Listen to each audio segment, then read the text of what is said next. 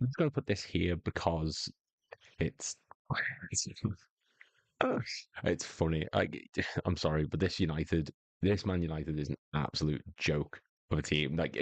It really does baffle me how they're in this kind of a situation where this is their expenditure under the Ten Hag era of the club, and they are in this position that they're currently in. I mean, yeah, welcome back to Good Sport Reviews. It's been a few hours now to sort of digest everything that's gone on, but we just saw Liverpool absolutely demolish Manchester United. I haven't got the Old Trafford as well, dominated them in every aspect of the pitch, and we get a 3-0 win. I mean, I don't think I was one of the few people. I was coming into this very, very confident. There was never a doubt in my mind that we weren't going to get anything from this match. I've said it publicly several times. I wasn't stressed. I was on BBC Today when I said it. I'm not too worried about this match, and rightfully so, because we have absolutely stuck it to Manchester United, and we dominated the match. And we're going to just sort of break down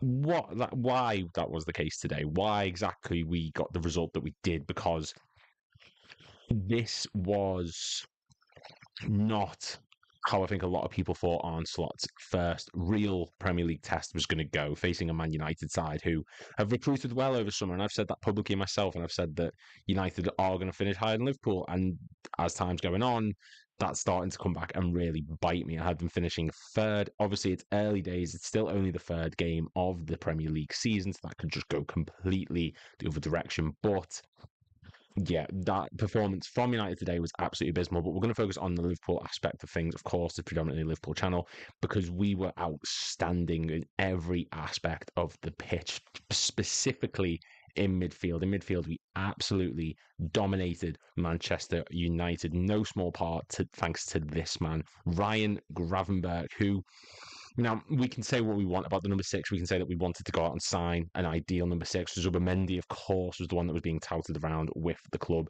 There were so many number sixes that we've been linked with. Alan Varela, Zubimendi, of course, was the key one, but Gravenberch was always there. And there was discussions at the end of last season. Can he play that number six? Can he operate in that deep line playmaker role?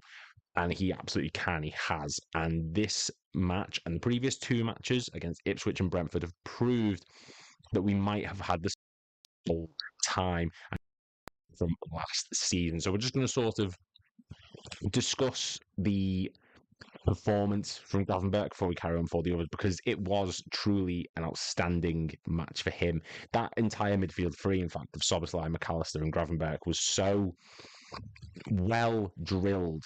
Like, it was very well organized. It was very, very effective at what he was put in there to do, and that was energy in the middle of the pitch, winning every ball, committing to every tackle. It was a very physical side.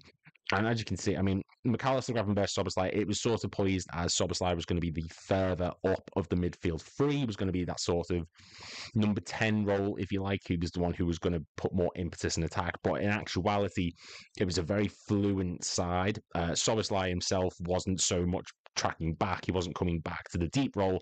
But Gravenberch and McAllister were box to box, so to speak. McAllister and Gravenberch were often going out wide. They were coming inside. They were coming back, going forward. They were all over the pitch. And a testament to that is the fact that Gravenberch was able to get these statistics that he did. 56 touches, 34 of 41 passes completed.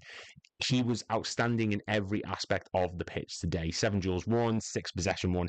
He was the first to every ball. As soon as a United player got on that ball, he was there. He was ready to take them on, and he absolutely flourished. Royston says we learned United the crack baller. We absolutely did. That's something we've known for a long time, but now it's been sort of cemented.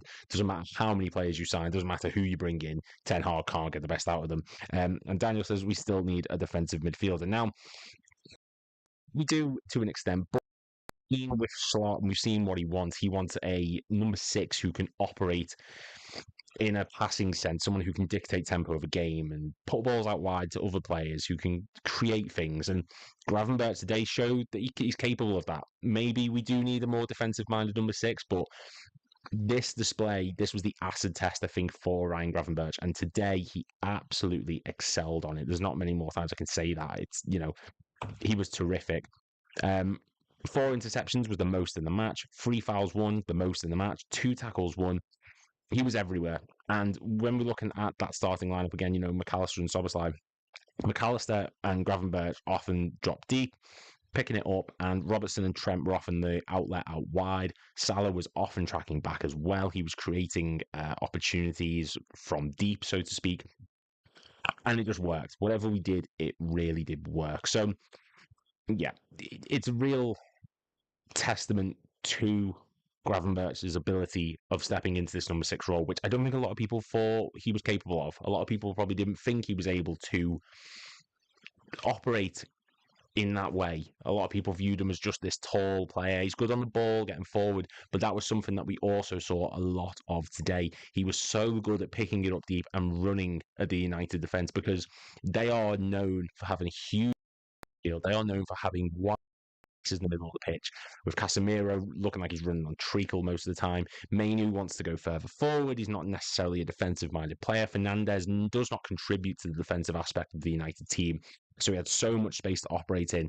And players like Jota, who would often come back deep in that sort of false nine role around this part, often outside the D, so much space to work with. Diaz and Salah often dropped deep, picking it up, and then waited for Gravenberch and McAllister to run further ahead, provide options for them.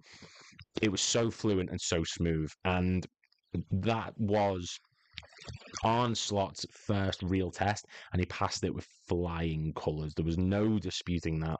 And yeah, performance, perfect. There was a couple of moments which we'll go into as we go on the stream. We're going to be off like half an hour, 40 minutes or so. But yeah, Gravenberch for me, absolutely terrific. It's so nice that he's finally getting the chance and he's finally being given sort of free reign in the middle of the pitch to do what he does, because I, like a lot of people, expected us to sign number 6, and I thought Gravenberch was going to be the sort of one to be phased out ever so slightly. McAllister was too good last year. Soboslai is too versatile and too good.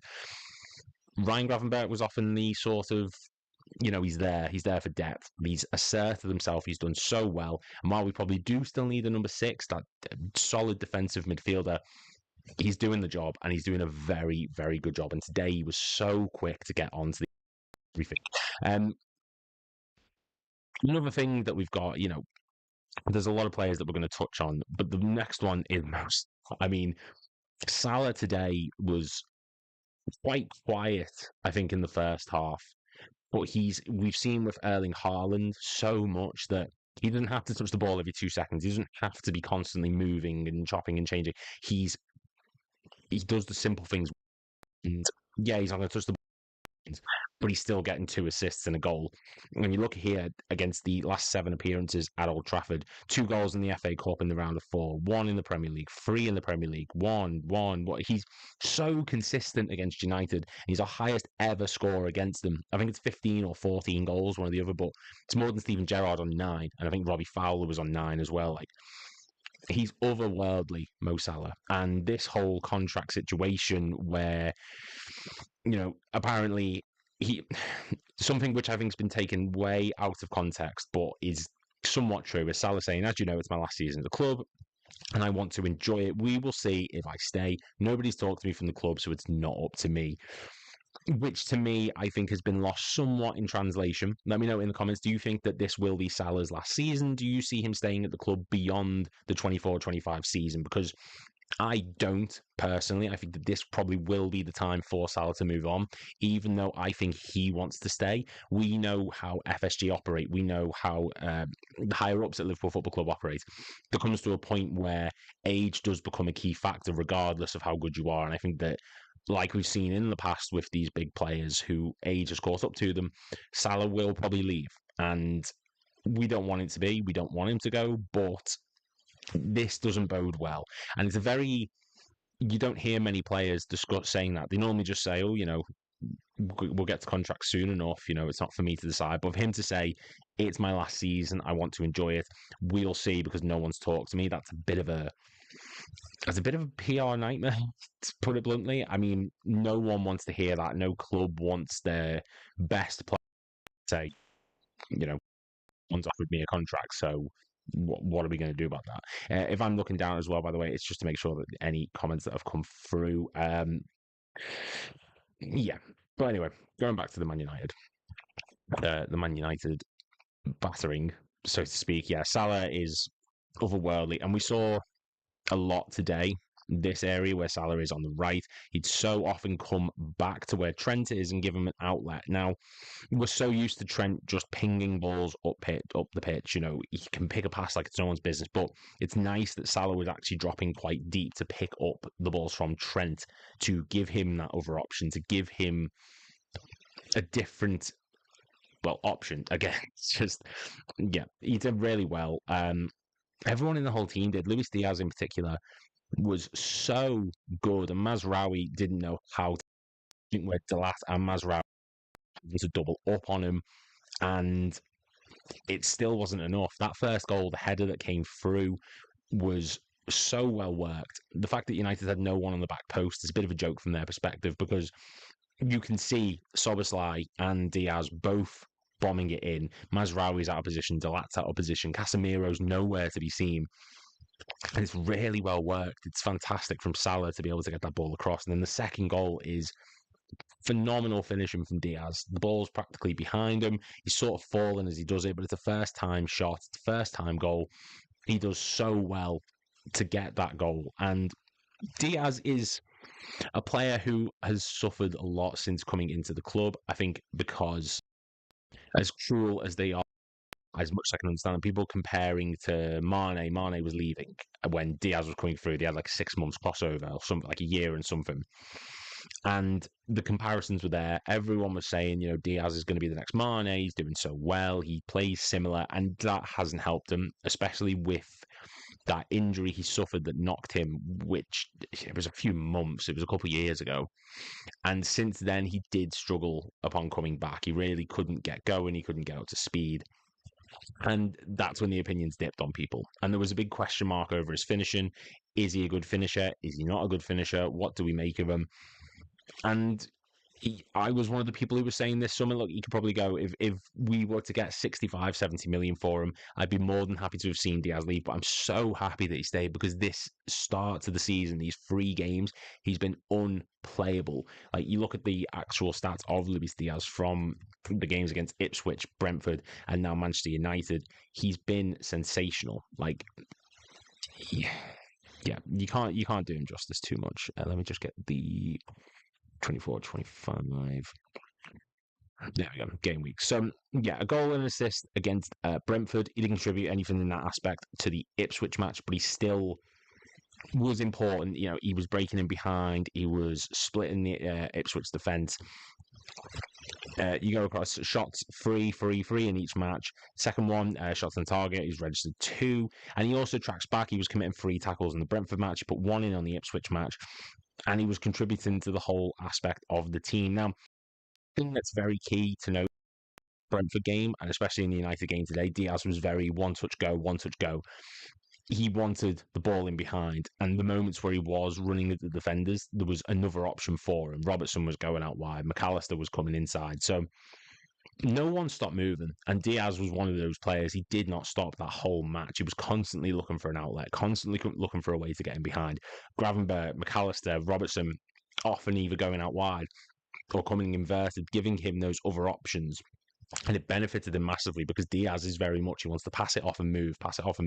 And he had that in abundance today. And it was really nice to see that, for all United have signed these terrific defensive players, you know, Dalat's a good player, Mazraoui is a good player, Diaz was still able to compete with them, and he was able to really show what he's capable of. You can say what you want about United. You can say they've been in the longest transition period in the history of football, 10 years, but Diaz really stuck it to them quite frankly. You know, for all that he was given flack not too long ago, he asserted today just why he is so important to this Arne Slot team, and you can understand exactly why Slot has kept him, despite interest from like Barcelona, PSG. I think Juventus at one point were interested in him. This is why, because he's so important to this team, and he offers that extra level, that extra dimension of attack where it's just direct. Diaz is direct. You need that sometimes. You need those players who are just going to have a go and run at the opposition defence, because a lot of people would look at Delat, this person who reached a semi-final with Ajax of the Champions League, who played for Juventus and Bayern Munich. You'd see Mazraoui, who also played for Bayern Munich, is a proven international player, and they might step back a bit, they might hold back and reserve a little bit. But Diaz did not have it today. He was going at them continuously, constantly making moves, constantly going inverted, constantly going out wide.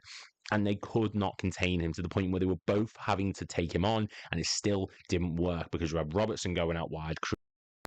You also had McAllister inverted, providing him a different option, as well as Gravenberch coming from deep to move further forward. So while Gravenberch, according to starting lineup, was the deep lying playmaker, so to speak, he was constantly moving forward. Diaz had that option. He had those different people to pass the ball to in case he wasn't free. But the second he passed it off to them, he was off and he was getting in behind. And that's what he does so well.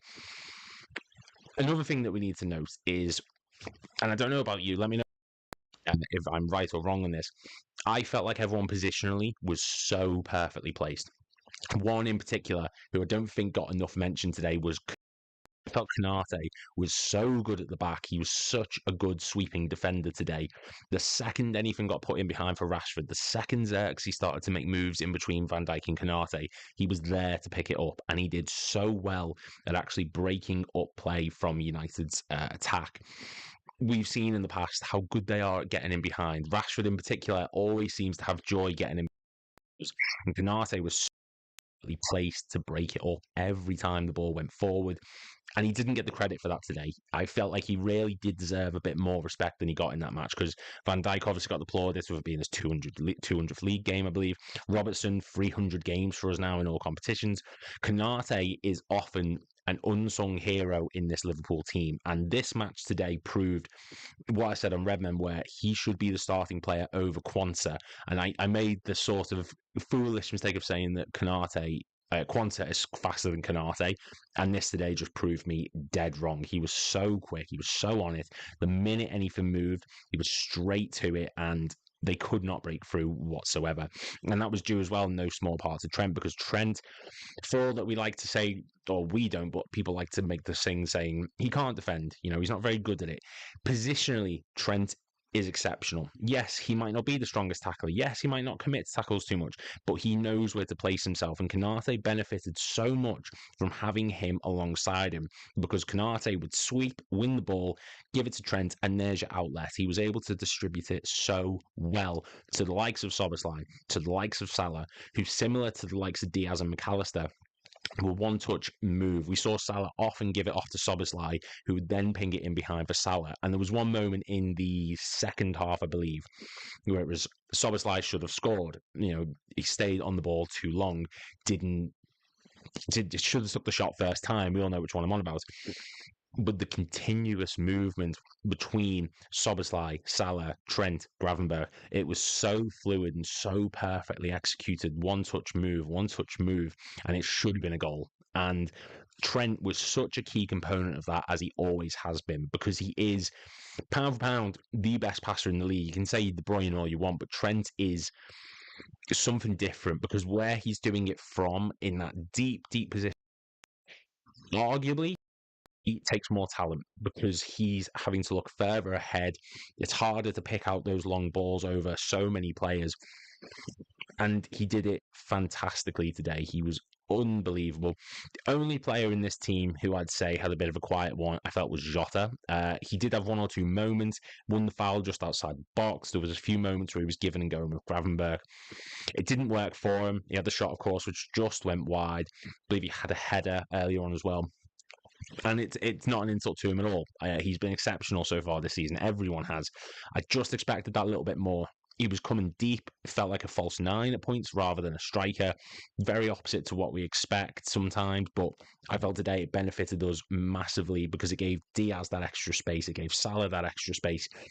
United leave so many gaps in midfield, with the likes of Casemiro having to come deep, but everyone else wanting to press high forward. Having Jota come deep as well into this sort of area here in the middle of the pitch, didn't know how to handle him. He did exceptional at that job. I've said that word about 10 times, which is true. If you could as well, guys, please make sure to click subscribe and let me know in the comments down below what you thought of Jota today, because I think he was, when I say this isn't he was bad. I think he was the worst on the pitch, but or for Liverpool even, he wasn't Casemiro bad, but he sort of went under the radar. He didn't do a lot, but that's not as an insult to him. It's just everyone else was so exceptionally good that he sort of went unnoticed, I think, at points.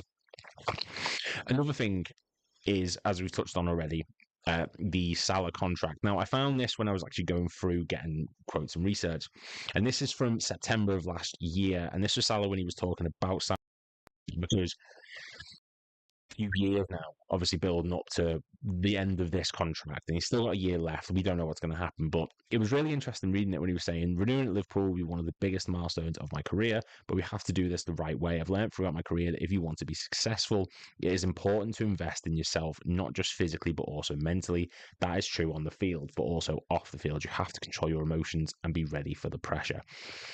Now, what do you guys think he's going to sign? Because I don't personally. I do feel like this is the end of Salah, but that doesn't mean I think he's going to do poor. I don't think he's going to dip in form at all. I think he's actually going to do very well for the rest of the season because, like he said, he's enjoying it. He's enjoying his football at the moment. We'll see if it's no one talks to me. It's up to me. Thoughts on that? As you know, it's my last season club, and I want to enjoy it. And I think he really does mean that.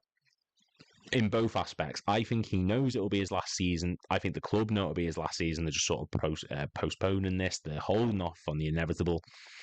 But I think he's going to play fearless.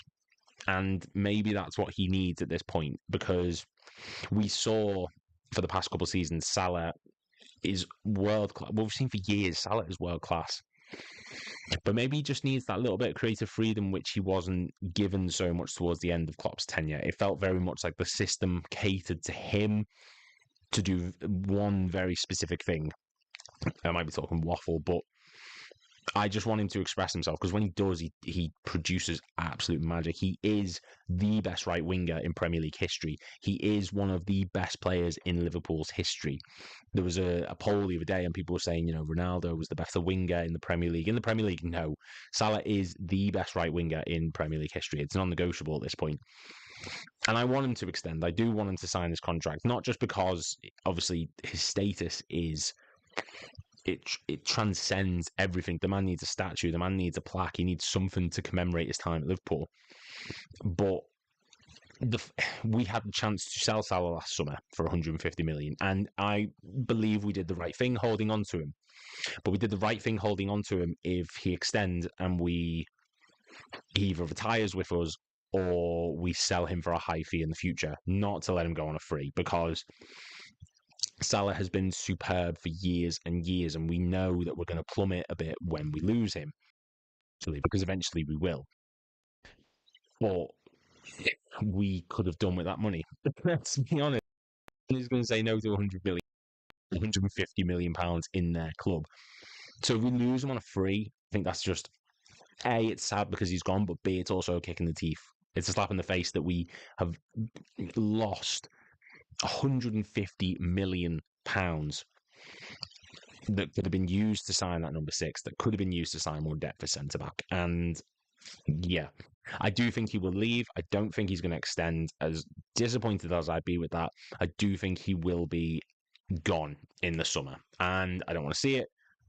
But yeah, that's just my 2 pence on it, because I really don't see a world where Liverpool look to extend the contract of Mohamed Salah until he's in his mid-30s. He's 32, going on 33 or something like that now. So I can't see a world where they say, let's extend him for another 3 years, 2 years, what have you. He's not going to do a year-by-year contract. That's for people like James Milner when he was at the club, and it was just year extension, year extension. Salah's too good for that. And I think he knows his value. He knows his worth. He knows how good he is. He wants to compete at the highest level. There was quotes on the LFC Transfer Room Twitter a bit earlier on. I think it was from talking about the situation. It's here, actually. Yeah, so Mohamed Salah's preference is to remain at Liverpool, but it is not his job to push for that. So I agree with that. And I don't think this is Salah trying to kick up a storm. I don't think this is him trying to cause issues. I think this is just him being honest, saying, look, I've not been offered anything. this is technically my last season until something gets signed. And he's absolutely right in that regard. He's not saying, look, there's no contract, there's no nothing, I'm definitely gone. He's just going through how things are. And at the minute, when he is in his last, what else is there? What else are you going to say? That is what it is.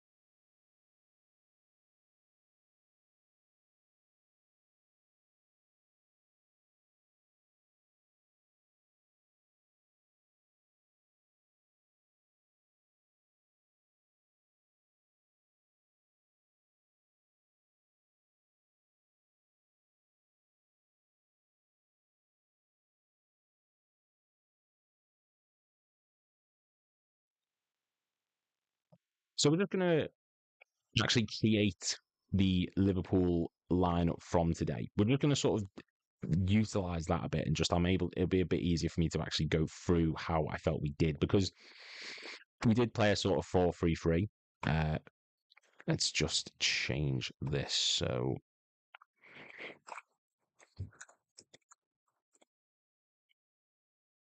Larson, Robertson, Van Dijk. And yeah, just it was a really interesting match today to actually watch, because as we touched on, that midfield was it was constantly changing. It was constantly chopping and changing. No one stayed where they were supposedly meant to stay. And yeah, we'll go into that in a moment. But just let's get this going. I'm just gonna have a sob because I haven't got the. I'm not even going to attempt to spell his name. I was just messed that up. But yeah, there's that one, and then this will be Lotus. So this is what we were saying before. So United operated in the same sort of system. They operated with a 4-3-3 of sorts, often going into a 4-2-4 because they had Garnacho, Zirkzee, Rashford. They often operated with four attackers. What Liverpool did with this, Szoboszlai was a bit further up the pitch. McAllister was operating out wide, and Gravenberch was often deeper. He was the one to win the ball in those deep pockets because he was Liverpool's main outlet. Just going to shrink this down a little bit.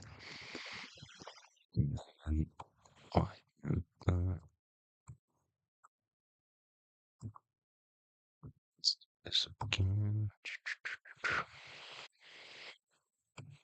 You.